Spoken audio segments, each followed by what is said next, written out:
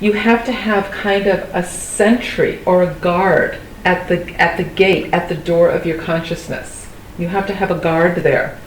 And the guard has to be checking things every day. The guard has to make sure that no bad words or bad intentions escape your mouth, right? So if you want to say something mean or hurtful to somebody, you're really, frustrated at one of your children, or you're really, you're frustrated with your coworkers or whatever it is, and you open your mouth to say something really mean or awful to that person, the guard's like, no, no, no, there's a better way of saying that. Be mindful now. Try to put it in a more mindful way. Okay.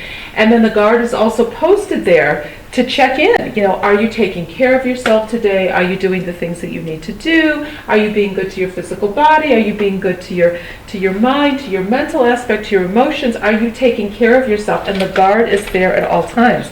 And the guard is our mindfulness. That's what the guard is. It's actually our mindfulness, paying attention to what's going on in our daily lives. So if there's something that isn't quite the way it should be, the guard is going to be there, and okay, come on now, So so it's a nice image. It's a good way of thinking about things. Anyway, and as you said, we can't control anybody else. We don't even have a hope of controlling other people's actions.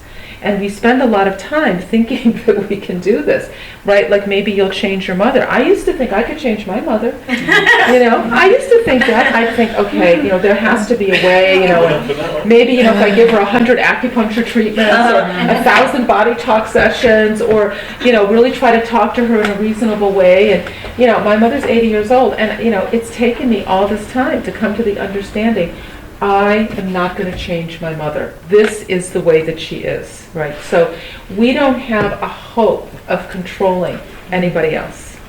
We think, we can do this and then this person will change. We don't even have a hope of changing anybody else. So you can forget about that. We have a little bit of a hope in being able to change ourselves. So that's the only thing that we can possibly do.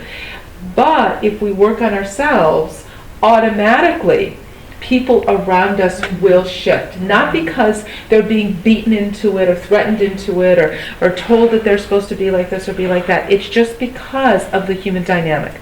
So the more we change, the more that they have to change positionally in order to reflect our change, because different relationship. Thank you.